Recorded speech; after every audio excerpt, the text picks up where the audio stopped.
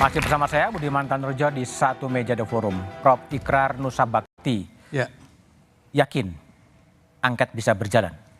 Kalau buat saya masih punya keyakinan ya, dan itu memang wajib untuk dilakukan. Wajib dilakukan? Ya, karena ini pertama kalinya dalam sejarah ya, ini yang menjadi peserta pemilu itu bukan cuma partai politik, tapi juga presiden, gitu kan.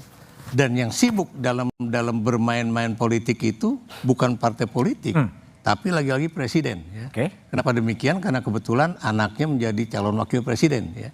Anda lihat kalau tadi yang dikatakan oleh Bung Masinton tentang kasus MK ya, itu juga gara-gara anaknya ada di situ mau maju. Ya. Kemudian bagaimana dengan bansos ya? Itu kalau kemudian tadi Bung teman kita dari Golkar ya mengatakan bahwa yang dapat bansos itu tiga-tiganya. Memang tiga-tiganya, tapi dengan bisikan pilih paslon nomor 2, kalau pilihan pilek terserah. Itu ada ya. Ini juga harus dilihat. Kemudian dari anggarannya ya. Bansos itu berapa anggarannya yang dikeluarkan? Yang tadi Bung Masinton mengatakan bahwa 3 kali dirapel dalam 1 kali itu kan 600.000 ya. Itu teman-teman anggota calon anggota legislatif itu nggak bakalan menang itu untuk melawan amplop yang besarnya itu cukup besar ya. Kemudian dari segi penggunaan aparat ya, itu sangat masif ya. Dan ini harus benar-benar harus diwaspadai. Bukan cuma buat teman-teman yang kalah ya, teman-teman yang menang ya, termasuk Partai Golkar, PAN dan sebagainya ya. Kenapa demikian? Kalau ini menjadi presiden yang buruk, kemudian berlanjut pada pemilu yang akan datang, pemilu yang akan datang lagi, bagaimana masa depan demokrasi kita? Oke. Dan ini, Anda juga harus ingat ya, ini adalah pemilu yang ke-6 kalau nggak salah ya, dalam era reformasi ya. Dan tapi Anda tahu bahwa penggunaan politik uang yang bukan cuma menggunakan uang dari kantong masing-masing caleg, tapi uang yang berasal dari APBN itu benar-benar buat saya itu luar biasa. Luar biasa. Oke. Makanya kemudian yang saya katakan ini adalah seakan-akan ini adalah pemerintah melawan partai-partai politik. Pemerintah melawan partai-partai politik. Ya. Muhammad Kodari. Jadi kalau Anda lihat sampai sekarang, apakah memang angket itu memang gertakan gitu sebagai alat meningkatkan bargaining position atau seperti apa, dan yakin bisa terjadi? Kalau buat 01 khususnya Bang Taslim ini memang kayaknya gertakan sih gitu ya. Buat 03 PDI Perjuangan mungkin agak serius. Agak serius. Ya, masalahnya kan untuk 01 ini bergerak, PKS, Nasdem, PKB untuk bergerak, PDI-nya harus bergerak duluan.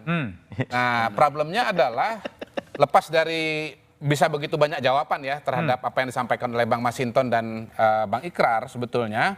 Menurut saya ada banyak kendala yang tidak sepenuhnya kasat mata untuk PDI Perjuangan melanjutkan proses ini. Apa itu? Misalnya pertama, PDI Perjuangan kan partai asalnya Pak Jokowi. Kalau misalnya ini diproses, lalu kemudian katakanlah sesuatu yang buruk terjadi, ya tentu ada image PDI Perjuangan juga yang jadi taruhan di situ. Itu pertama. Yang kedua kan kalau misalnya ini bergerak, lalu misalnya menteri-menteri PDI Perjuangan ditarik dari kabinet, itu kan juga nggak mudah. Karena PDI Perjuangan menterinya banyak sekali di kabinet kali ini saya hitung. Mungkin perwakilan partai paling banyak di era reformasi adalah kali ini. Yang punya KTA PDI Perjuangan saja kalau nggak salah 7. Belum yang endorsement langsung dari Teguh Umar gitu.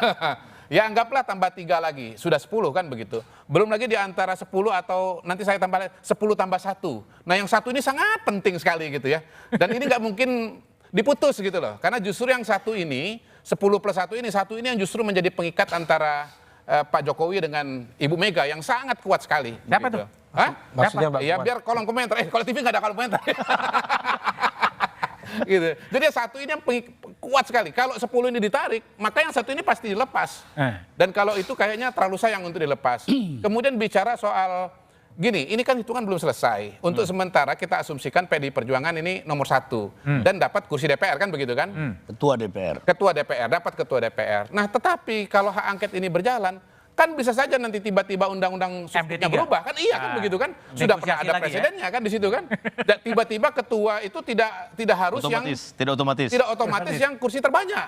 Nah itu kan suatu resiko politik tersendiri juga. Ya. Nah pada hari ini mau undang-undangnya sama, Nah, mau undang-undangnya diubah, menurut saya calon ketua DPR dari PDI Perjuangan itu tetap Mbak Puan, pasti Mbak Puan gitu. Oke. Nah yang terakhir, yang paling penting adalah hemat saya dari 128 anggota DPR sekarang ini paling nggak 70%, 75% itu pasukannya Mbak Puan, dan Mbak Puan itu adalah penjaganya Pak Jokowi dan Mas Gibran di dalam PDI Perjuangan. Bagaimana Anda mau menerobos seseorang yang punya mengendalikan atau punya pendukung 75% dari total anggota DPR, Dewan Kolonel akan tampil lagi di sini, gitu. Yang selama ini dia nggak tampil lagi Dewan Kolonel. Jadi di antara Pak Jokowi ya, dan hak angket itu ada Dewan Kolonel dan Mbak Puan Maharani. Itu dia. Oke. Itu yang paling sulit diterobos. Khairul Umam gimana merespon? Berbagai analis soal meresponnya gimana? Memang kalau respon dari pemain internal, memang Pemain internal ya? tadi disebut oleh Bang Masinton, katanya bagian dari sponsor dulu. Tapi begini, Mas Budiman. Saya sebetulnya menunggu-nunggu. Saya di hak angket itu saya menunggu-nunggu. dan pasti langsung gugur, karena saya bukan pemerintah. Iya, terkait dengan hak angket ini, rasa-rasanya ini diajukan sebagai sebuah bentuk mosi tidak percaya terhadap jalur konstitusional sebagai proses dalam konteks sengketa pemilu di Mahkamah Konstitusi. Jadi bentuk dari tidak percaya terhadap institusi MK, maka kemudian dipilihlah jalur politik.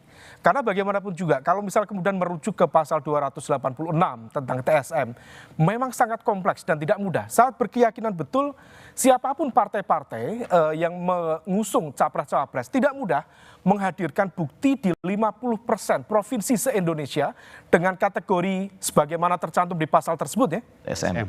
Terstruktur, sistematis, masif. Dan itu penjelasannya sangat detail.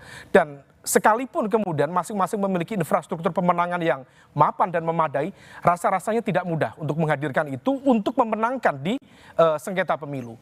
Meskipun di saat yang sama, kalau misal kita merujuk di Pilpres 2019, pasal TSM di pasal 286 itu sebenarnya itu mengatur TSM dalam konteks pileg. Artinya bahwa TSM dalam konteks Pilpres itu belum diatur dalam undang-undang kita. Sehingga ketika kemudian dulu Prabowo Sandi mengajukan sengketa itu di Mahkamah Konstitusi, putusannya adalah itu bukan kewenangan MK. Maka dikembalikan ke Bawaslu. Tampaknya teman-teman itu sudah paham kalau ini dilanjutkan di MK, satu tentu dari produk yang harus kemudian diajukan bukti-bukti validnya tidak mudah dikumpulkan, di saat yang sama rasa-rasanya akan mentok juga. Maka dipilihlah hak angket tadi. Angket. Nah, hak angket tadi kita perlu telaah lebih dalam, Mas. Tentu pertama ini berpotensi menjadi sebuah alat politik yang cukup mematikan untuk mendelegitimasi kredibilitas dari pemerintahan Pak Jokowi. Karena kalau misal kita buat skema ya, gabungan dari partai-partai di kubu 01 dan juga kubu 03 itu jumlahnya praktis ada di sekitar 314. Dan 314 itu berbanding misalnya dari partai-partai yang di koalisi 02 itu di 261. Gapnya cukup signifikan.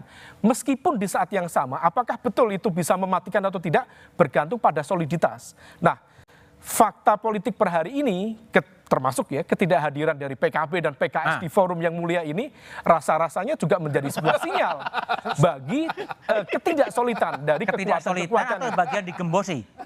Itu bagian dari sebuah skema dari masing-masing kekuatan.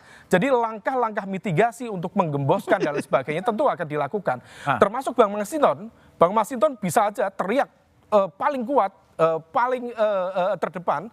Tapi rasa-rasanya jangan-jangan dia terdepan, tapi yang di belakang tiarap semua. Itu kan memungkinkan terjadi.